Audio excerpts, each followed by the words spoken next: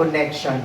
Blessing of loyalty and So dunay panalangin na igsoon kanang loyal kita. Everybody say loyal. loyal. Doon na po yung panalangin ang dunay connection. Everybody say connection. Connection. So if you are connected to Globe, you are blessed because you can connect to the internet.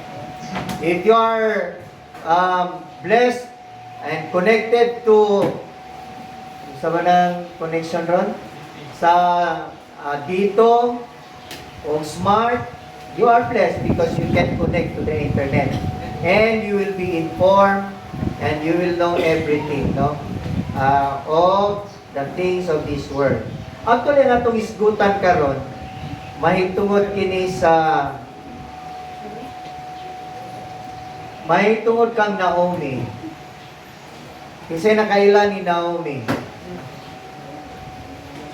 Di ba na yung book of Naomi, no? Di ba, Rafael? Wala gini magbasa sa Bible. Wala yung Naomi, Ruth, Ra. Okay, di ba na yung libro sa Ruth? Okay, si Naomi makita na sa book of Ruth. So actually, ang atong isgutan is the life of Naomi and Ruth. Okay, unsa nga nahitabo nga nahimong ang kinabuhi ni Ruth, nahimo siyang panalangin kanatong tanan. Pinaagi sa kang Naomi. The blessing of loyalty and connection. The story of Ruth, are you listening? Amen. Actually, the story of Ruth and Naomi, nagtudlo kanato sa usa ka kinabuhing loyal, no? Kinabuhing pagtuo o kinabuhing dunay kindness in the face of hardship and are rewarded by God. So kana din mo sinati tao kalisod. Kasi nakasinati rin kalisod kay walay kasal. Nakasinati nung wala. Hallelujah. Alright. Kalisod na, no? Pariyata, apirta niya na kay nakasinati ko po na. Pero kanang kalisod actually nara na sa huna-huna. But when you go through and do by faith and you become loyal to God and you become kind to God, actually blessings will come. So the story of Ruth and Naomi highlights God's providence and that this provision operates through human choices sa atong pagpili. Take note when you choose something, when you choose to decide, nanay panalangin. When you choose to decide something, napoy tungluan na.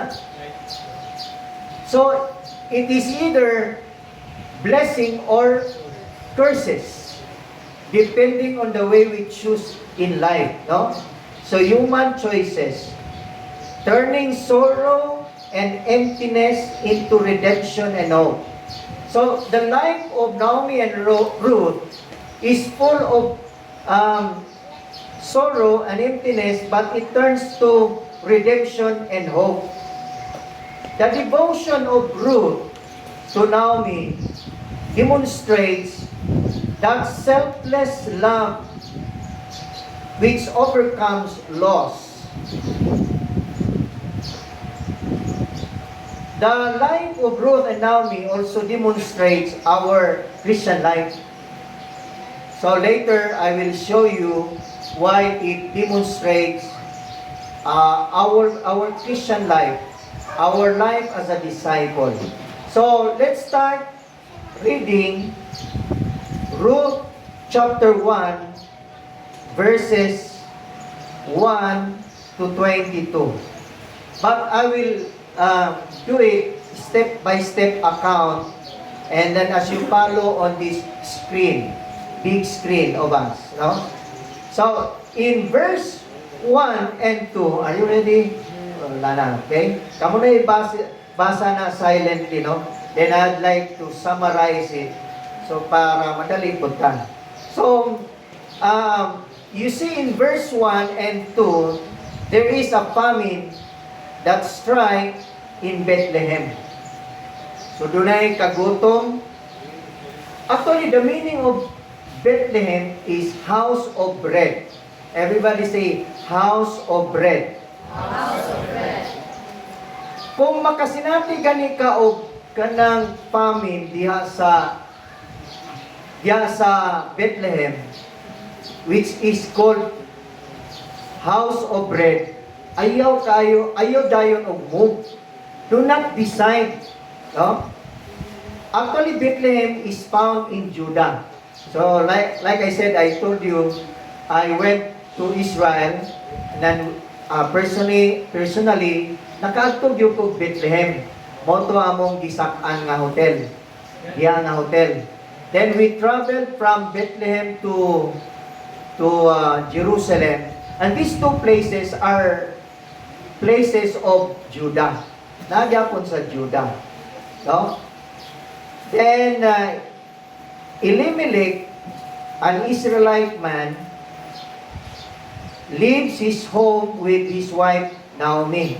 So, the husband of Naomi is Elimelech. Everybody say Elimelech. And their two sons, Malon and Kilion. And to live in the foreign country of Moab. So they, from Bethlehem, they went to Moab. Moab. Kini dahil Moab, akong gi-search sa internet through the facility of the globe. No? Kini si Moab ay ang iyang ginikanan ni si Lot. Si Lot. Do you know Lot? The nephew of Abraham. And Lot went with Abraham. Lot was blessed because Abraham was blessed. Lot was blessed because he went with Abraham. So, take to make son, kini din connection, importante di kayo. Ang Moab, pagan country na siya. Mo bitang giingnan si Abraham. Abraham, come out from your country. Ambot pasabot niya na, gawas ka diya kay madamay mong kinabuhi. Kay naa kay tawag, I will call you, and I will bless you. Sa verse 3, there was a loss of the husband, si Elimelech. After setting in Moab, Elimelech dies. Namatay, no? Mo ni peligro gyud basta muhawa ta sa house of bread, mamatay gyud ta. Kung mari murabag sa simbahan pud ba? Say there is a royalty. So kung muhawa ka, kung sa'yo resulta ni Muhana, you will die. You will die spiritually. I'm not saying nga, kini house of bread, wala, ang new life daily, ang sa panang kwan. I'm saying, retention in the spiritual life. No? So, namatay si Elimelech, the husband of Naomi, leaving Naomi alone with her two sons, Malon and Kilion. So, namatay, no? So, be careful ng son, ayaw salig sa imong kaugalingon. Pag salig o na kay connection. Amen? You always connect to God. Especially the people of God. Take note, kining Bethlehem is a community. It's a community of God's people. And they went out from the house of bread, Bethlehem, and went to Moab. O, nahitabo, na ay mga kamatay dito. Namatay ang bana, Naomi, namatay iyahang, wala ba? Then verse 4, the two sons marry Moabite women. Moabite women named Orpah and Ruth. Kini day si Ruth, Moabite ni siya. Kung sa ito pa, Gentile ni siya. Parihar pag Pinoy ba? Kitang mga Pinoy, mga Gentile ta. If you are not a Jew, you are a Gentile. If you are a Gentile, mga sinikmahan kas palad. Kaya wala kay labot sa panalangin. Only the ears of Abraham has the connection of the blessing. Monang sa panahon nga, Abraham, I'll give you the land of promise. What was the instruction of God? Kill all. Patay tanan. Kaya nga no, pag naay mabuhi da, makadamay na o makapulyot sa imuhang sa mga katawan. That's why the instruction of God, kill all, including mga guwapa. Wala no? Di ba hilig kag mga guwapa? Amen? Amen? Oh. Na, tawa si Rose. Mary Rose. Praise God. Hallelujah. Pareho dito, Jin. Hilig o guwapa. Okay, verse 5. Sa verse 5, the family lives in Moab for almost 10 years. Oh, imagine, almost 10 years. And during which both Malon and Kilion, the sons of Elimelech and Naomi, also died, leaving Naomi without her husband and without her children. So, may tabo, si Naomi na lang ang nahibilin dito sa Moab, together with her daughters-in-law. Mga daughters-in-law niya, isa tayo daughter-in-law niya? Si Orpa o si Ruth. Mga Moabites ni siya. Mga Moabites. Okay, sa verse 6 and 7, Naomi hears that the Lord has blessed Judah with food again. Nakatungog sila lang. Blessed na po daw ang land of Judah.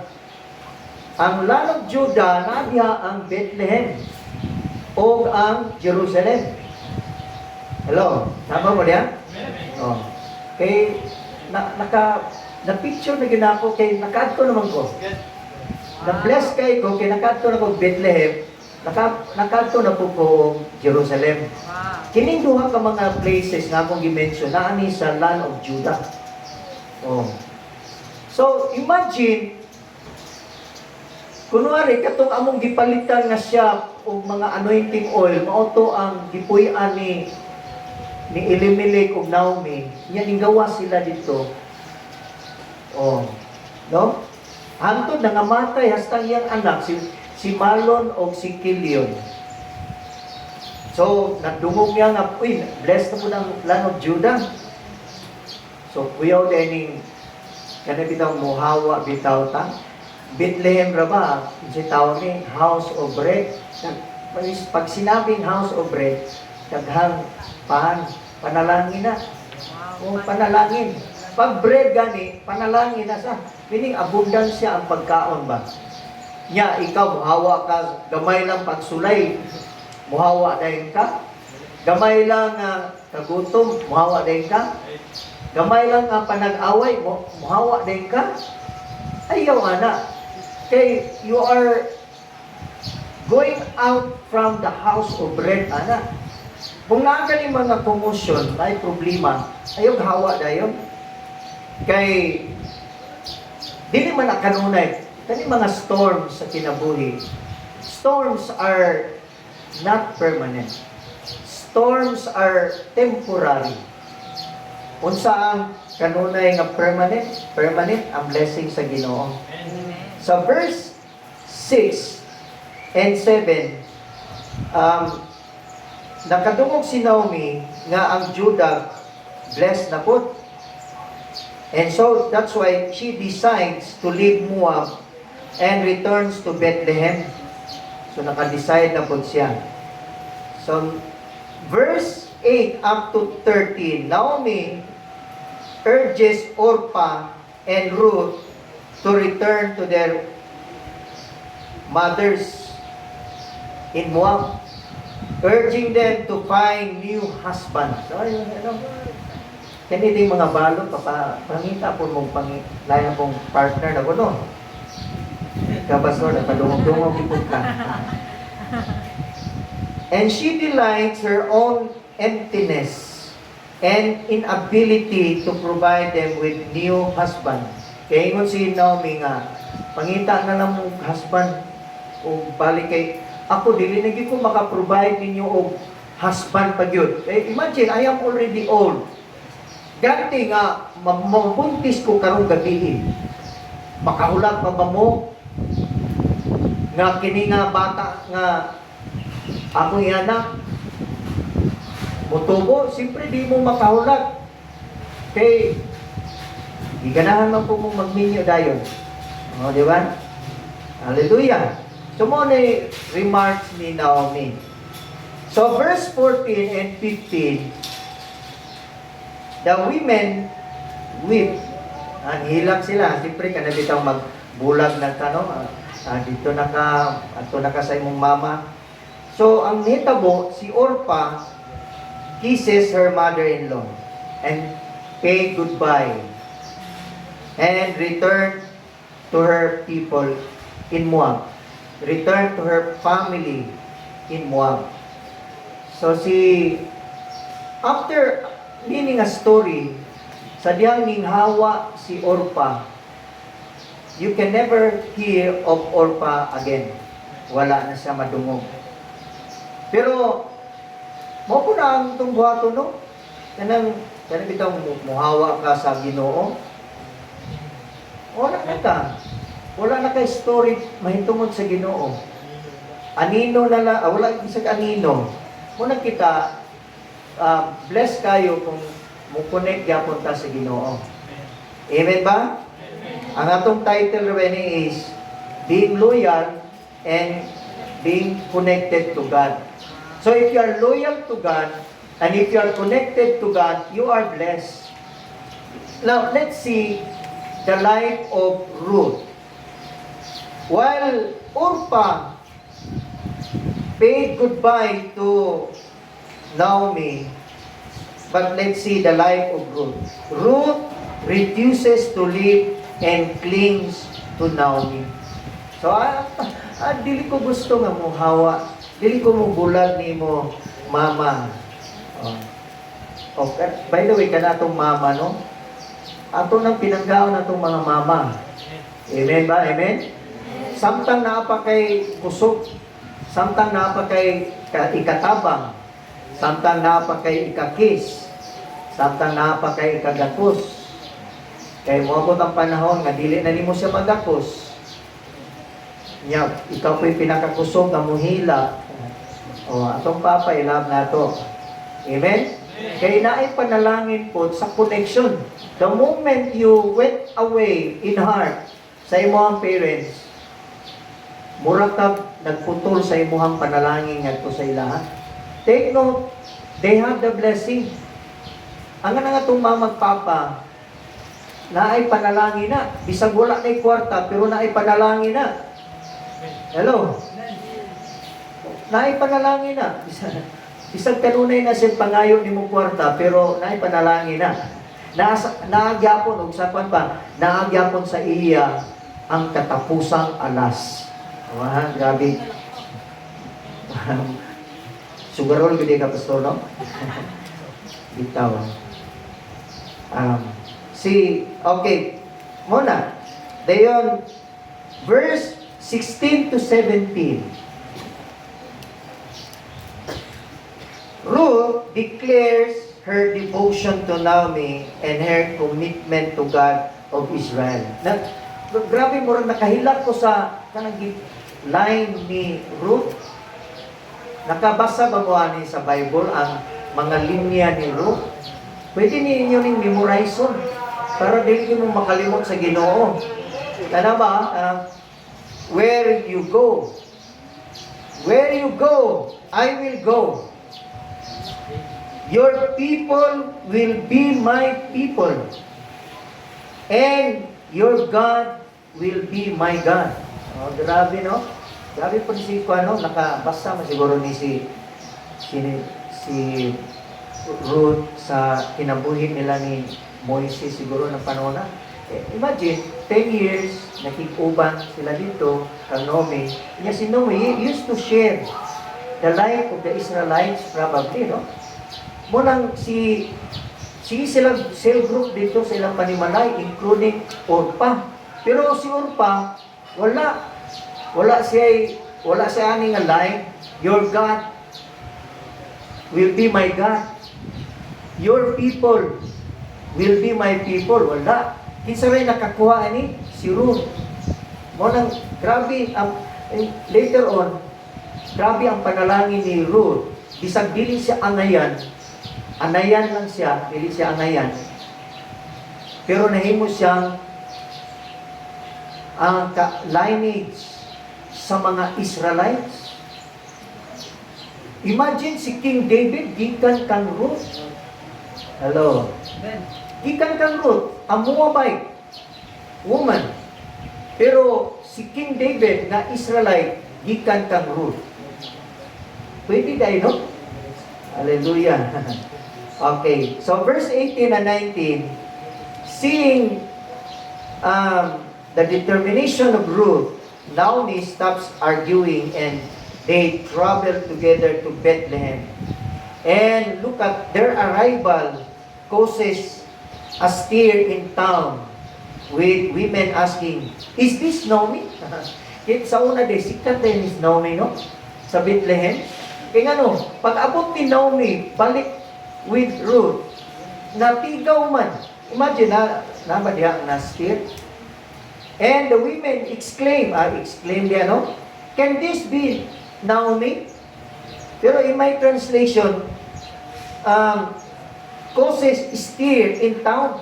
Tibuok town, iba. Kaya ang Bethlehem, no? Dako kaya na. Nagbiyahe ganin sa among hotel, paingon dito sa, layo ganito. Kanya, bukid-bukid naman ang Bethlehem. Kanya, the whole town of Bethlehem was stirred up upon the arrival of Naomi and Ruth. Dagan po din marites dito, no? Dagan. Amen ba mga marites? Wala, hindi na lagi mo mangamin. May na mong bantay ba? Okay, verse 20 and 21. Naomi tells them to call her Mara, meaning bitter, saying she went away full, but the Lord has brought her back empty and afflicted. So suko kay si Naomi. Kaya na kung tawagan ninyo og kwan kanang Naomi. Ay na kung tawagan Naomi, tawagan na lang kog Mara. Kay kana si Mara bida sa Mara Clara. Si Mara, kayo doon mula ng Mara Clara?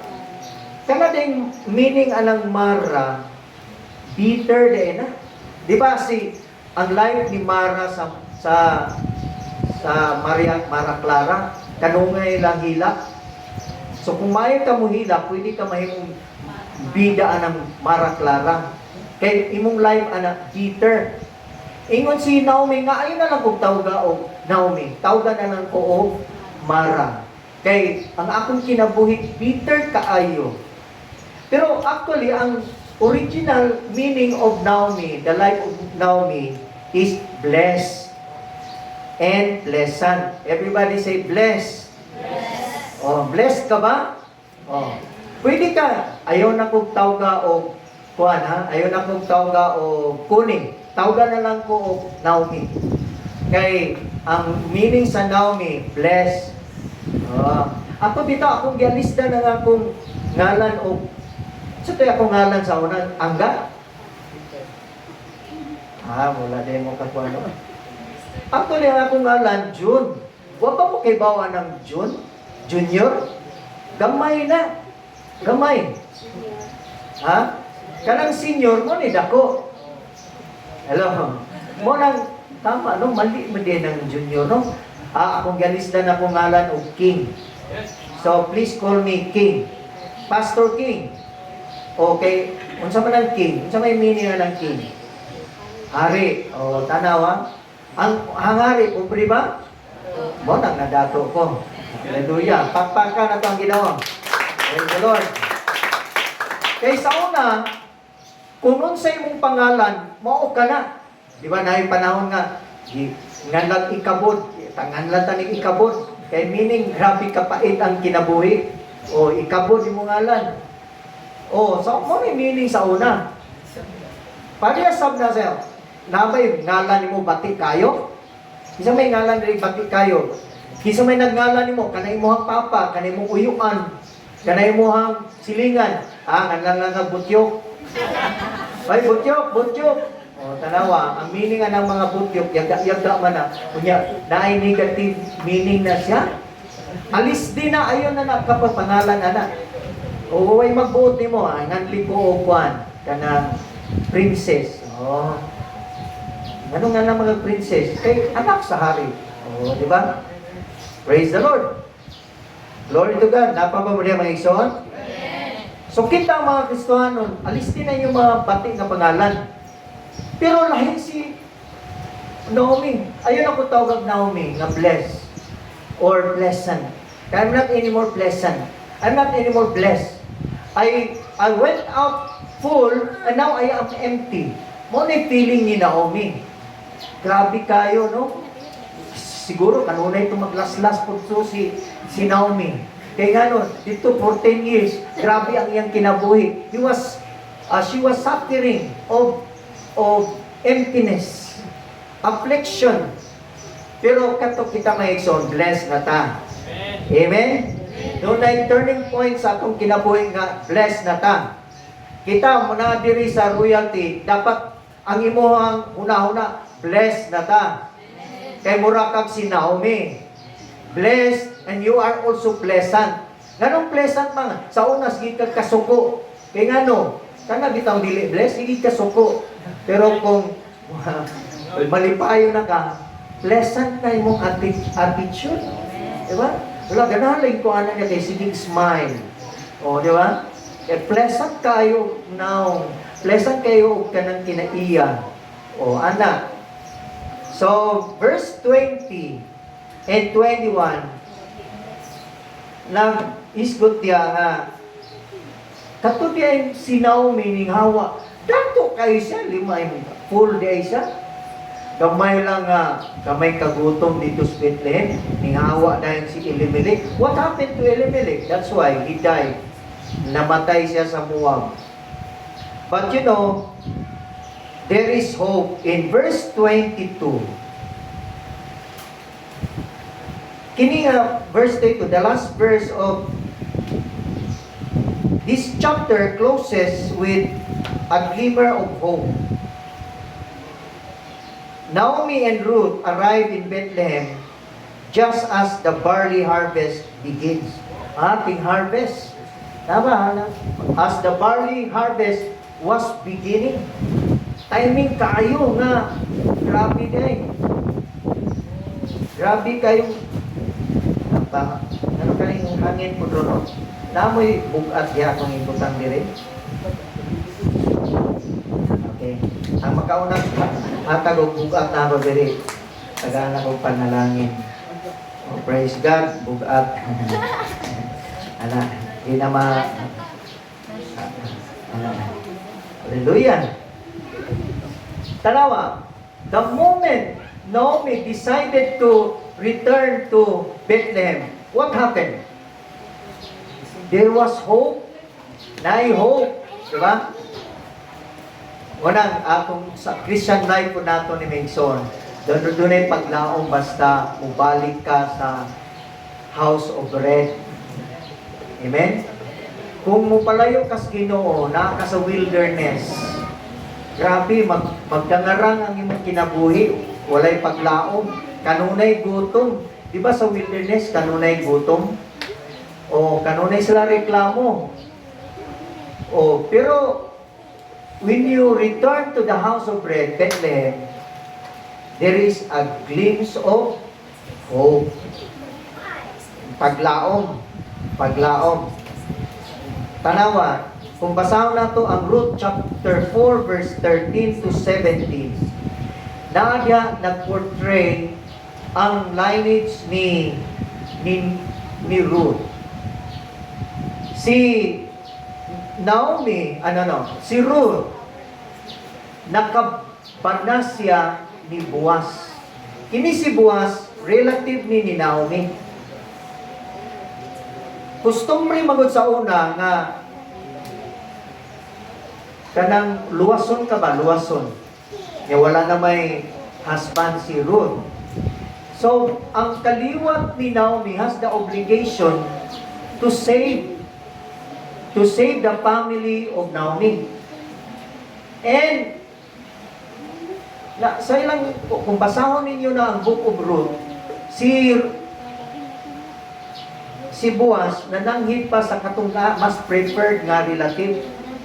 O niya, nananghid siya dito, saman, mo exercise mo ning right of first preference, nga inyong asawahon si Ruth. Unya, paliton po ninyo ang balik ang property nila ni Naomi, ning wave man, ning wave tong first relative. So, ingon si Boaz, okay, upon all these witnesses, ako'y mo palit meaning property nila ni Naomi nga nabaligya. Kay, yato sila sumuwag, ibaligya man nilang property. So, gisave ni Boaz ang property, o lakip na po, asawahon po nimo ang anak niya, si Ruth man. So, giasawa niya si Ruth. Pero, very lucky si Boaz, kay patanon, unya, guwapa po. Alam, si Ruth, kay guwapa mapod, na-inlove man po si Boaz. Diba, Jin? O, bitaw. So, si Boaz married Ruth, and they have a child, Obed. Si Obed. Everybody say Obed. Obed. Si Obed. Unya kini si Obed, ang iyang anak si Jesse. Everybody say Jesse. Jesse. Unya kining si Jesse nanganak ni King David. Wala. So si King David, anak ni Jesse, nga anak ni Obed, nga anak ni Boaz. Anak nila ni Boaz and Ruth. So kaliwat, kung tanawa, kung basahon ninyo ang kaliwat sa mga book of sa Chronicles, na diya ang mabasa nimo ang Boaz, ang iyang asawa si Ruth, ang anak ni Obed, ang anak ni Jesse, ang anak ni King David. Naman na, linya na sila. Okay, let's have kanang evaluate. No? Kaya ang title nato today is The Blessing of Loyalty and Connection. Result without the leading of God. Ang resulta kung walay leading sa Ginoo. Number 1, it will result to death or separation. Say resulta kung walay leading sa Ginoo, result, death.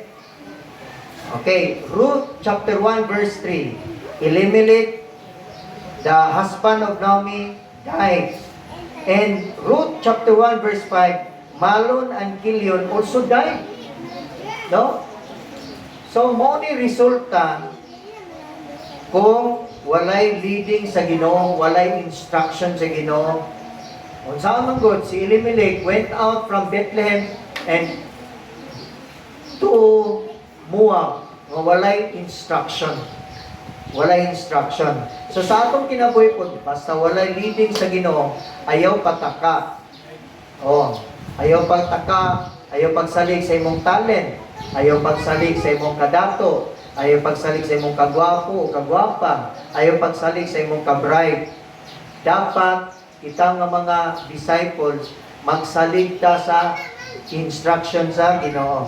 Number 2, it will result to hardship. Dili lang magresulta nagkamatay, magresulta pa nagkalisod. Elimelech and Naomi lived in Moab for 10 years. And what happened for these 10 years? Nagkalisod sila. So kung muaw ganit ka sa House of Bread, Bethlehem, ang imong kinabuhi kalisod. Moang gani ka sa Kristyano, wilderness ang imuhang experience. Matod pa, the greatest failure in life is doing without God's leading. The greatest failure in life is doing without leading. Dapat na ay leading sa Ginoo. Number 3, no result without leading of God, it will result to affliction. It will result to affliction. Magresulta na og kanang kaguol, kanang kapait. Ruth chapter 1 verse 20 to 21. Ingon si Naomi, "Do not call me anymore Naomi. Instead, call me Mara. Kay my life in Moab is miserable. I am always afflicted there. I suffered a lot.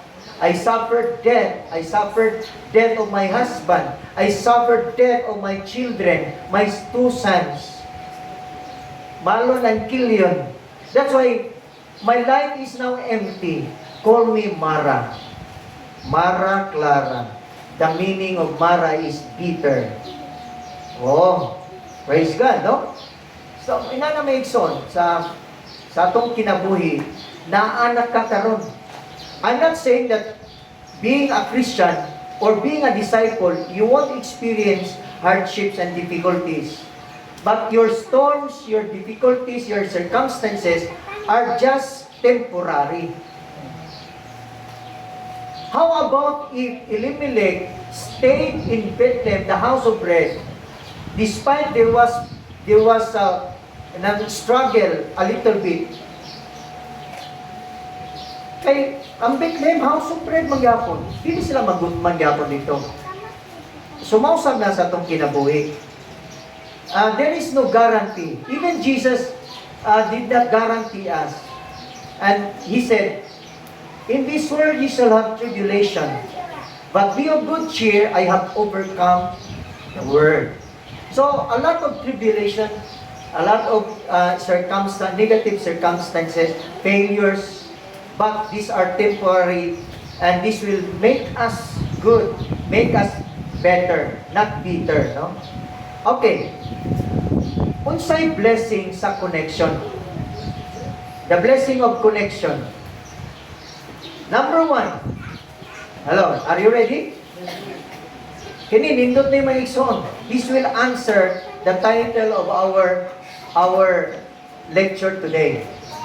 Na the blessing of connection. Ruth understood the blessing of connection. Ruth chapter 1 verse 16. Unsay gingon diha? "Wherever you go, I will go. Wherever you live, I will live. Your people will be my people, and your God will be my God." Now, like I told you, what happened to Orpah? Orpah is never mentioned again in the Bible. It is only in the book of Ruth. But the name of Ruth is mentioned always in and was prophesied by the prophets of God. She is always mentioned there, no? Si Ruth.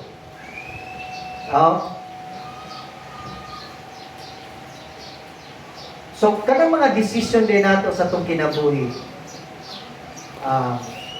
Like Ruth, maka advantage kay na kanang nindot nga mga decision.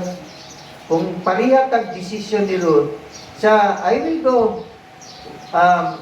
where you live, I will live. Your people will be my people, and your God will be my God. Di ba? Dini sa atong katiguman, wala tayo laing gi-share diri kundi ang atong Dios, si Jesus Christ, mga atong kaluwasan, no? Si Jesus Christ. Kunang ayaw mo bulag kang Jesus Christ. Ayaw mo og himo og laing inyong pattern. Kay kung maghimo mo kaugalingon yung pattern, deviating from the pattern which is established by God, na kalisod ang iyong kinabuhi. Sa Ruth chapter 4 verse 11, as nganong gi-bless si Ruth? Because there was a declaration by the people of Bethlehem. Ani, verse 11, Ruth chapter 4 verse 11. Then the elders and all the people standing in the gate replied, "We are witnesses." And this is the declaration of the people to Ruth. May the Lord make this woman, referring to Ruth, may the Lord make this woman, Ruth, who is coming into your home, the home of Boaz, like Rachel and Leah. Hepa mo kinsa ni si Rachel o si Leah? Si Rachel o si Leah, mauni ang mga patriarchs na to. Mga wives ni sila ni Jacob. O kanunay ginama-mention ng ilang mga pangalan. Ingon tong people of Bethlehem, may your name be like Rachel and Leah, from whom all the nation of Israel descended. Anawa na? From whom all the nation of Israel descended. Din magagikan ang mga katawan sa Israel nimo. Meaning kang Ruth. That's the blessing of connection. O ako bitaw, na ako'y nag-connect yung ko kanang mentor. I always connect with them. How do I connect? I honor them. Kaya nga no, that's the form of connection, way of connection, connecting. No, i-bless nimo sila. No, bless nimo kwarta, bless nimo sila o kanang inguna na ang pag-bless, pag-honor sa man of God. Hello, napa ba mo diha? Ganun ka dungo-dungo nga mo? Nahadlok mo no? Oh, pastor ba, nagpadungog-dungog yan na. Dili, mo lang na sakto. Once you honor the man of God, i-bless ang imong kinabuhi. Na, maparani kang ano, kang Ruth. There was a blessing, a declaration of blessing. Now, tanawa ha?